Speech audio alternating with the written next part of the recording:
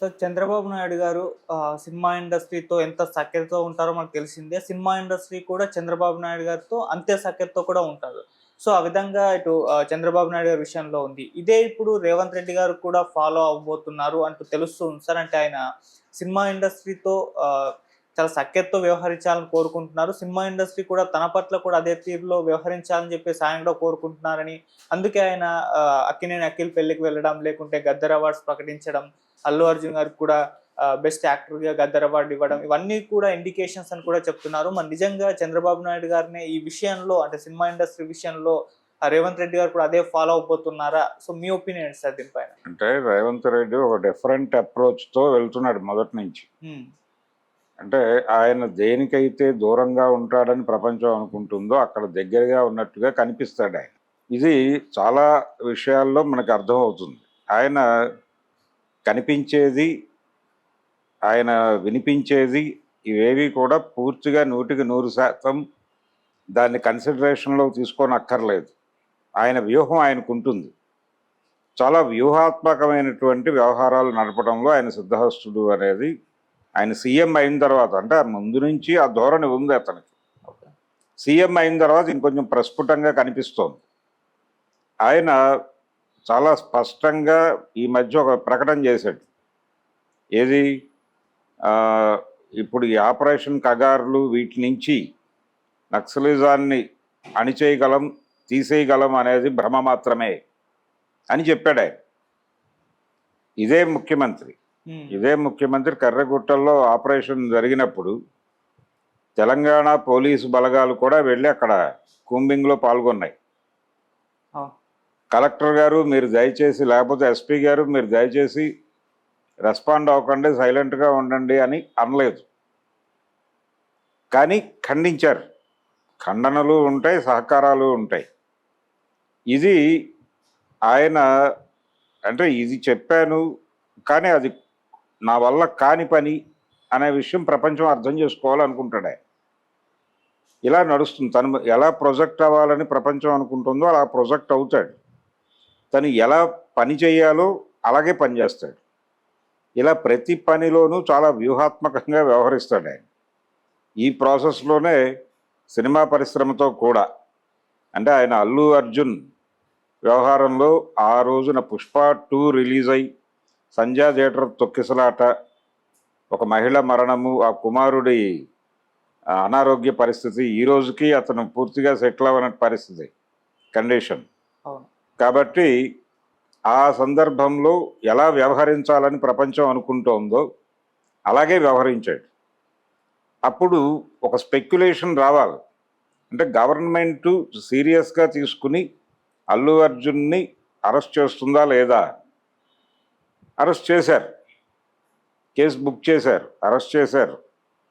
అప్పుడు ప్రపంచం ఆయన్ని అంటే ఏది ఎక్స్పెక్ట్ చేస్తోందో అది చేసేయటం తాలూకా ఇమేజ్ వచ్చేస్తుంది ఆయనకి, ఆయన ఖాతాలోకి. ఇదే ఇమేజ్తో మొన్న గద్దర్ అవార్డులు ప్రకటించినప్పుడు పుష్ప 2కి ఉత్తమ నటుడి పురస్కారం ఇచ్చారు. ఇవ్వగానే ఆ రోజున ఆకాశానికి ఎత్తిన నోళ్లే మళ్ళీ దాన్ని అంటే దాన్ని ఒక రకంగా ఆ రోజున చేసినటువంటి నష్టాన్ని బ్యాలెన్స్ చేయటం కోసం స్ట్రాటజిక్గా ఈయన ఈ ఉత్తమ నటుడి పురస్కారం అనౌన్స్ చేశారా అనే మాట కూడా నడిచింది ప్రచారం. అయితే జడ్జెస్ ఏం చెప్పారంటే ఇదేమీ లేదు, అసలు ఆయన మాత్రమే కాదు, అసలు ప్రభుత్వం నుంచి ఎవరి ఇన్ఫ్లుయెన్స్ లేదు, ఇది టోటల్గా మీరు ఎవరి ప్రలోభాలకి లొంగక్కర్లేదు అని చెప్పారు మాకు. ఆ పద్ధతిలోనే మేము అవార్డులు ప్రకటించామని చెప్పి జడ్జిస్ బయటకు వచ్చి మాట్లాడారు. అది కూడా వాస్తవం అయి ఉండొచ్చు. ఇలా అంటే ఆ ఏరియాలో తను కలగజేసుకున్నట్టుగా ప్రపంచం మాట్లాడాలి, కలగజేసుకోనట్టుగా కూడా ప్రపంచం తెలుసుకోవాలి. ఇది ఆయన వ్యూహం. ఇది చంద్రబాబు కంటే కూడా ఒక అడుగు ముందుకు వేసి నడిపేటువంటి వ్యవహారమే. చంద్రబాబు నాయుడు గారు కూడా ఇలాంటి పద్ధతే చేసేవాడు, ఇదే స్టైల్ ఆయనది కూడా. అంటే తన ఇమేజ్ ఎక్కడ బూస్ట్ అవ్వాలి, బూస్ట్ అవ్వాల్సిన చోట తను ఎలా యాక్ట్ చేయాలి, ఈ వ్యవహారాలన్నీ తెలిసిన మనిషిగా ఆయన మొదటి రోల్ మోడల్. అంటే లిబరలైజ్డ్ ఎకానమీలో కరెక్ట్ టైంలో ఆయన ముఖ్యమంత్రి అయ్యాడు.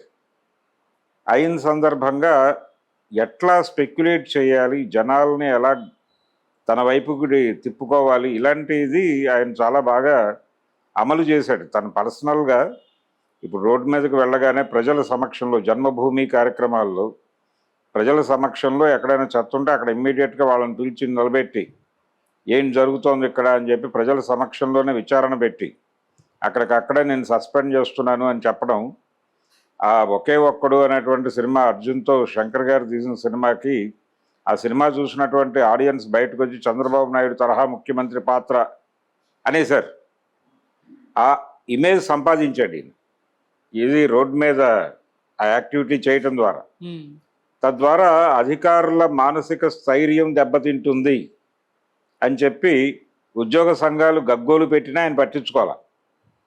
అదే ధోరణిలో వెళ్ళాడు. అదే సమయంలో మళ్ళీ వాళ్ళని ప్లీజ్ చేసుకోవడానికి ఆయన అనుసరించాల్సిన పద్ధతులు కూడా అనుసరించాడు. వాళ్ళేమి గొడవకి దిగల. చంద్రబాబు నాయుడు గారి ప్రత్యేకత ఏంటంటే, చంద్రబాబు నాయుడు దగ్గర నుంచి ప్రపంచం నేర్చుకున్న విషయం ఏంటంటే, ఎన్టీ రామారావు గారు తెలుగుదేశం పార్టీ వ్యవస్థాపకుడు. ఆ పార్టీ ఆయన చేతుల్లో ఉన్న రోజుల్లో, ఆయన నడిపిన రోజుల్లో చాలా తిరుగుబాట్లు వచ్చినాయి ఆయన మీదే. ఏది నాయకత్వం నుంచే రకరకాల వ్యక్తులు తిరుగుబాట్లు చేశారు.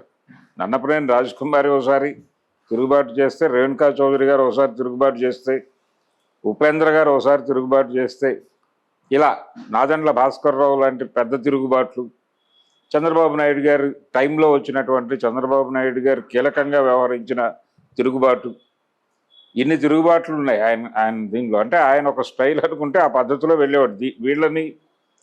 వీళ్ళని ప్లీజ్ చేయాలి, వాళ్ళని మంచి చేసుకోవాలి, ఇలాంటి కార్యక్రమాలు ఏమి లేవు అక్కడ. వ్యూహం లేదు, తనకు అనిపించింది చేసుకుంటూ వెళ్ళటమే. కానీ చంద్రబాబు నాయుడు చేతుల్లోకి తెలుగుదేశం వచ్చాక ఇప్పటి వరకు ఒక్క తిరుగుబాటు లేదు.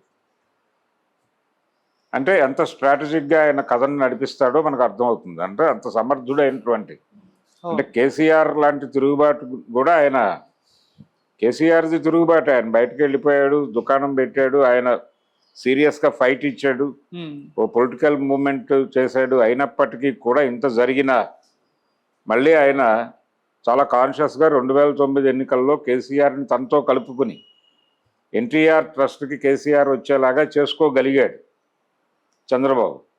ఎన్టీఆర్ వల్ల అది అయ్యే పని కాదు. ఓకే, అది వన్ సైడ్ వ్యవహారమే. ఒకే పద్ధతిలో తనకు ఏదైతే వినిపిస్తే అది చేసుకుని వెళ్ళటమే. అది పొలిటికల్ ఇది కాదు. ఈయన పొలిటికల్ ఎలిమెంట్ కాబట్టి ఆ పొలిటికల్ ఎలిమెంట్కు ఉండేటువంటి అన్ని లక్షణాలని చూసి నేర్చుకున్నాడు ఈయన. ఆకలింపు చేసుకుని దానికి ఇంకొంచెం అడ్వాన్స్ వెళ్ళి చేస్తున్నాడు.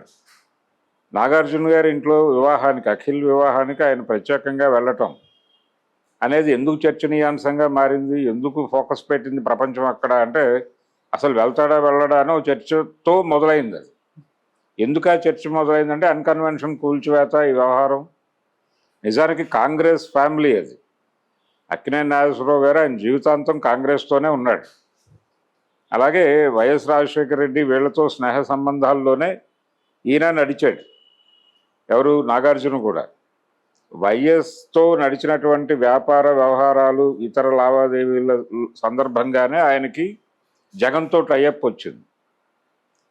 జగన్ని పార్టీ నుంచి పంపించేసిన తర్వాత ఈయన అనుకోకుండా అన్కాన్షియస్గా నిమ్మగడ్డ ప్రసాద్ వీళ్ళ నుంచి అటు ట్రావెల్ అవ్వాల్సి వచ్చింది. అప్పుడు కూడా చాలా వ్యూహాత్మకంగానే వ్యవహరించాడు నాగార్జున కూడా. అంత అంటే కాంగ్రెస్తోనూ అధికారంలో ఏ పార్టీ ఉంటే వాళ్ళతో సన్నిహితంగా ఉండటం అనేది నాగార్జున జీవితంలో కూడా కనిపిస్తుంది. చంద్రబాబు నాయుడు గారు జన్మభూమి అని ప్రకటించగానే రామారావు గారు ఉన్నంతకాలం తెలుగుదేశం పార్టీకి చాలా దూరంగా ఉండేవాడు నాగేశ్వరరావు. చంద్రబాబు నాయుడు చేతుల్లోకి తెలుగుదేశం వచ్చిన తర్వాత తెలుగుదేశం పార్టీకి సన్నిహితంగా మారాడు నాగేశ్వరరావు గారు. అక్కినేని నాగేశ్వరరావు గారికి ఎన్టీ రామారావు గారికి పురస్కారం ఇచ్చారు. ఓకే, తెలుగుదేశం పార్టీ అంటే గవర్నమెంట్ నుంచి ఇచ్చేటువంటి అవార్డు ఎన్టీఆర్ మెమోరియల్ అవార్డు మొట్టమొదటి తీసుకున్న నాగేశ్వరరావు గారు. అలా ఒక బ్యాలెన్స్ చేయటం. ఆ తర్వాత ఆయన జన్మభూమి కార్యక్రమం అనౌన్స్ చేయగానే చంద్రబాబు అక్కినేని నాగేశ్వరరావు గారు వారి స్వగ్రామానికి వెళ్ళి ఆ గ్రామంలో పనుల్లో తాను పాల్గొని జన్మభూమి కార్యక్రమాల్లో నేను పాల్గొంటున్నాను, ఇది అద్భుతమైనటువంటి కార్యక్రమం అని చెప్పి అక్కడ మాట్లాడాడు. అక్కడి నుంచి నాగార్జున గారు కూడా చంద్రబాబు నాయుడుకి అనుకూలంగానే చాలా సందర్భాల్లో వ్యవహరించాడు. ఆ తర్వాత వైఎస్ రాజశేఖర రెడ్డి సీఎం అవగానే ఆ క్యాంపులోకి తను చొరవగా వెళ్ళిపోయాడు.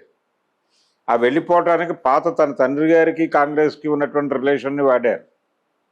అంత వ్యాపారాత్మకమైనటువంటి వ్యవహారాన్ని నడిపినటువంటి నాగార్జున అక్కినేని కుటుంబానికి సంబంధించినటువంటి ఆస్తుల మీదకి ప్రభుత్వం వెళ్ళటం అంటే ఎన్టీ రామారావు గారు అన్నపూర్ణ స్టూడియోస్ మీదకి వెళ్ళినట్టుగా చూశారు. కానీ ఎన్టీఆర్ రాజీ పడలేదు. రాజీ పడటం అంటే అక్కినేని నాగేశ్వరరావు గారే స్వయంగా చెప్పినట్టు 89 ఎన్నికల్లో రామారావు గారు గనక మూడోసారి గెలిచుంటే ఏం జరుగుండేది అన్నపూర్ణ స్టూడియోస్కు సంబంధించిన ఒక విలేకరు అడిగిన ప్రశ్నకి సుప్రీంకోర్టు దాకా పంపించేవాడు నన్ను అన్నాడు ఆయన. అంటే ఆ తర్వాత వచ్చినటువంటి అంటే 89 ఎలక్షన్లో ఆయన ఓడిపోవడంతో కాంగ్రెస్ ప్రభుత్వం వచ్చింది. చెన్నారెడ్డి గారు సీఎం అయ్యాడు. చెన్నారెడ్డి గారితో ఈయనకు సన్నిహిత సంబంధాలు ఉన్నాయి. అలా ఆ కేసు నుంచి ఆయన బయటకు వచ్చేసాడు విజయవంతంగా. ఆ తర్వాత 94లో తిరిగి రామారావు గారు సీఎం అయినప్పటికీ సీఎం అయినప్పుడు మళ్ళీ రామారావు గారితో స్నేహం చేయడానికి ట్రై చేశాడు. ఓకే. ఆయన ఇంటికి భోజనానికి పిలవగానే వెళ్ళారు వీళ్ళందరూ. రోడ్ నెంబర్ 13లో ఇంటికి వెళ్ళి భోజనాలు చేసి వచ్చారు. కాబట్టి ఇలా చాలా వ్యవహారాన్ని వ్యవహారంగా నడిపేవారు రామారావు గారిలా కాదు, ఎమోషనల్గా చాలా పొలిటికల్ టాక్టికల్ వ్యవహారాలు ఇవన్నీ. అలాంటి నాగార్జున అన్కన్వెన్షన్ కూల్చివేసిన సందర్భంలో పుట్టినటువంటి స్పెక్యులేషన్ ఇంకా వీళ్ళిద్దరూ కలవరు అని చాలామంది భ్రమలకు గురయ్యారు. కానీ అది వేరు. తద్వారా ఆయన ఇతరేతర లబ్ధి చాలా పొందుంటాడు. ఈయనకు ఒక ఇమేజ్ వచ్చేసింది రేవంత్ రెడ్డికి. ఆ ఇమేజ్ని బ్యాలెన్స్ చేసేటువంటి కార్యక్రమాలు అటు కూడా జరుగుతాయి. అవి ప్రపంచానికి తెలియాల్సిన అవసరం లేదు. ఓకే. అది బ్యాలెన్స్ చేసుకోవడానికి అవతల వాడు చొరవ చూపించకపోయినా చొరవ చూపించే పరిస్థితి క్రియేట్ చేసుకోగలిగిన జ్ఞాని నాగార్జున.